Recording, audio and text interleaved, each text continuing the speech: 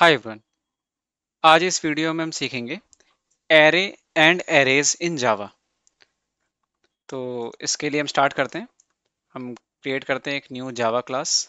इसका नाम देते हैं एरे एंड एरेज।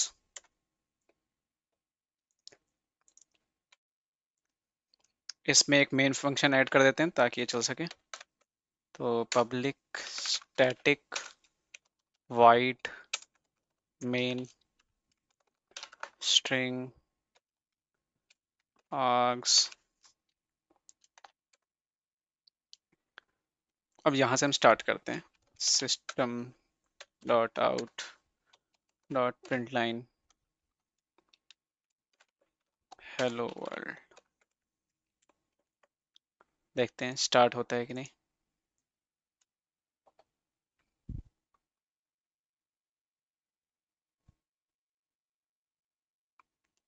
तो इट इज़ वर्किंग। अब हम आते हैं एरेज पे। तो एरेज असाइन करने के दो तरीके हैं। तो पहला हम देखते हैं। लेट्स से मैं एक एरे एक डिफाइंड साइज के साथ इनिशियलाइज करना चाह रहा हूँ।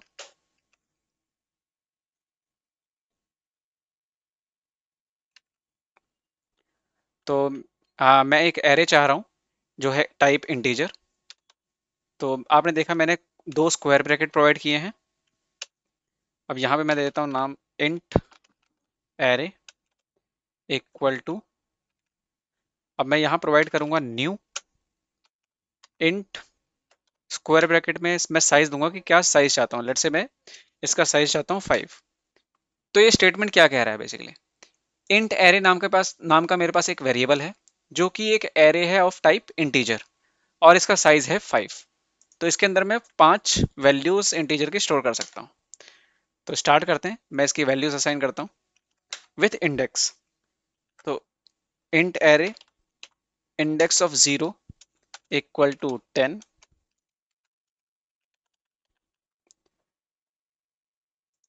Index of 1 is 20, index of 2 is 30, index of third is 40, index of 4 is 50।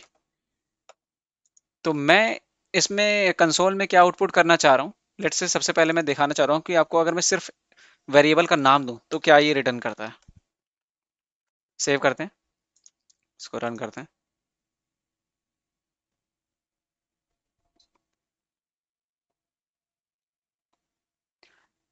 तो रन करने के बाद आपने ध्यान दिया ये बेसिकली इसका एक कोई बेसिकली रेफरेंस वैल्यू प्रोवाइड कर रहा है, राइट। इसने कोई भी इसकी वैल्यू प्रोवाइड नहीं की। जो हमने वैल्यू दिया इसको 10 20 30 40 50, इसने कुछ भी ऐसा प्रोवाइड नहीं किया।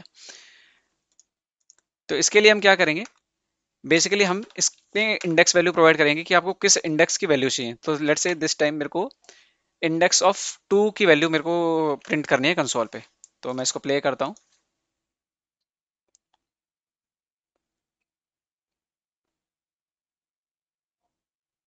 तो आपने देखा बेसिकली सेकंड इंडेक्स पे जो वैल्यू था 30, अब इसने उसको रिटर्न कर दिया है। ठीक है। इसी तरह से हम अलग अलग तरह के एरे इनिशियलाइज कर सकते हैं। अभी हमने यहाँ पे इंटीजर टाइप का एरे लिया है।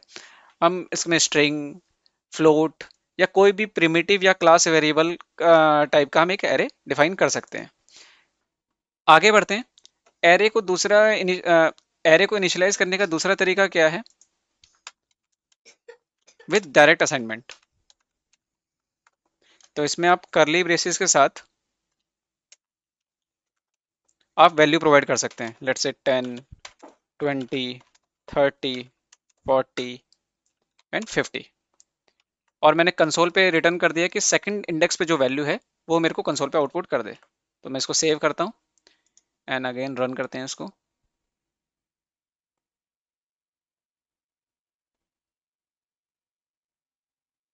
तो आपने देखा अगेन इसने सेम वैल्यू रिटर्न कर दिया कंसोल पे। तो ये दोनों ही तरीके हैं किसी भी एरे को डिफाइन करने के लिए आप किसी का भी इस्तेमाल कर सकते हैं।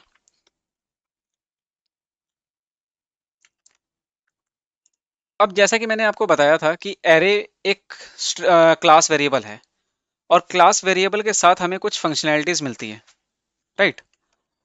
तो हम बेसिकली एक एक करके उस फंक्शनैलिटी को डिस्कस करते हैं। लेट्स से मुझे गेट करना है कि इस एरे का लेंथ कितना है। ठीक है, तो मैंने टाइप किया इंट एरे डॉट लेंथ। तो कंसोल पे देखते हैं क्या रिटर्न करता है ये।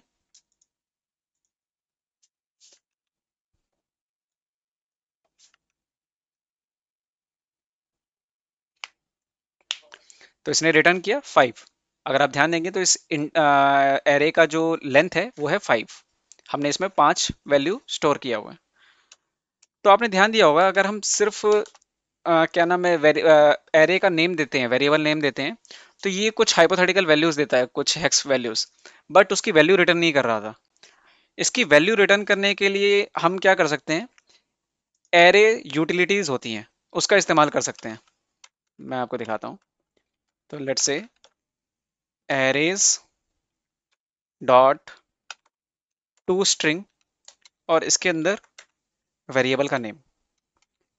मैं इसको सेव करता हूँ, इसको रन करते हैं।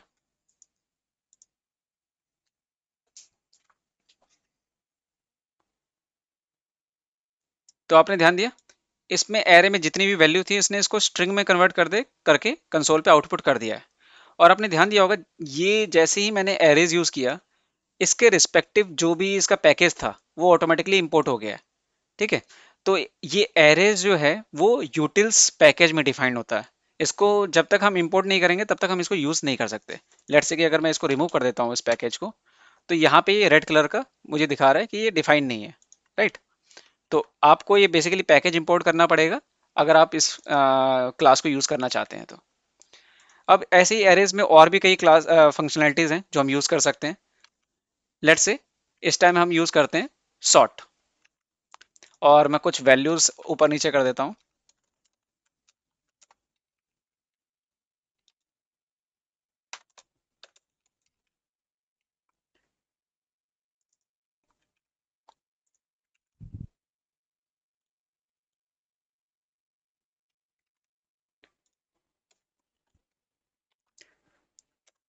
तो एरेज डॉट सॉर्ट और इसमें वेरिएबल का नेम।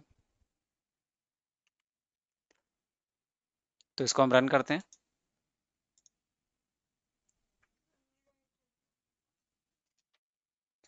तो आपने ध्यान दिया जैसे ही हमने ये फंक्शन दिया, इसमें वैल्यू हमने असाइन किया था 20, 30, 10 इसके मिड में था, बट कंसोल पे ये बेसिकली इसने सॉर्ट कर दिया इसको और इसने वैल्यू प्रिंट कर दिया कंसोल पे।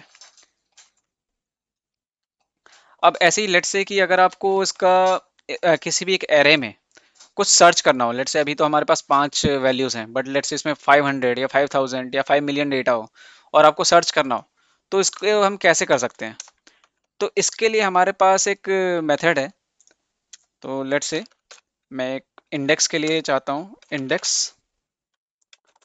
मैं एक इंडेक्स पता करना चाहता हूँ कि मुझे बताए कि ये 40 कहाँ पे एग्जिस्ट करता है, 40 का इंडेक्स चाहिए। तो उसके लिए एरेज डॉट बाइनरी सर्च, उसके बाद इंट एरे, वेरिएबल का नाम, और उसमें आप क्या सर्च करना चाह रहे हैं बेसिकली। तो लेट्स से मैं सर्च करना चाह रहा हूँ 40, और मुझे ये इंडेक्स प्रिंट आउट करना है कंसोल पे। सेव करते हैं, इसको रन करते हैं दोबारा।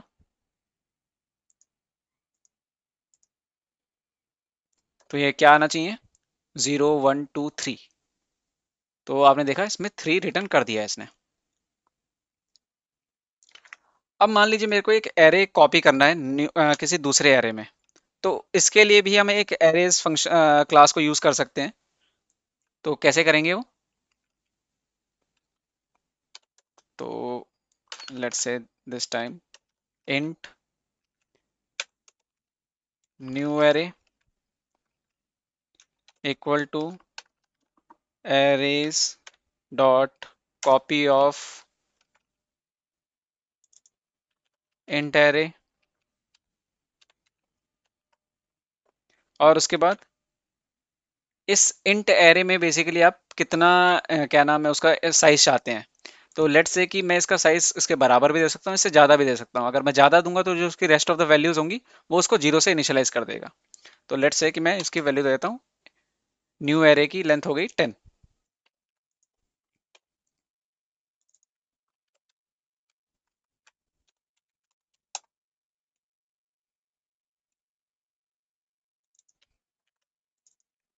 हम न्यू एरे को कंसोल में प्रिंट करते हैं, इसको प्ले करते हैं।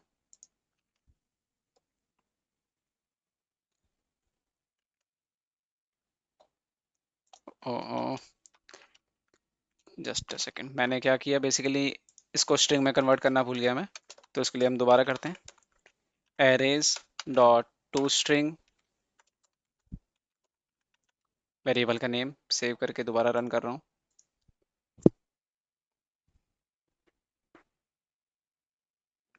तो आपने देखा, इस न्यू एरे में इसने पूरी वैल्यू पहले कॉपी कर लिया, और रेस्ट ऑफ द वैल्यूज जो आपने एक्स्ट्रा इंडेक्सेस दे रखे हैं उसको जीरो से इनिशियलाइज कर दिया है।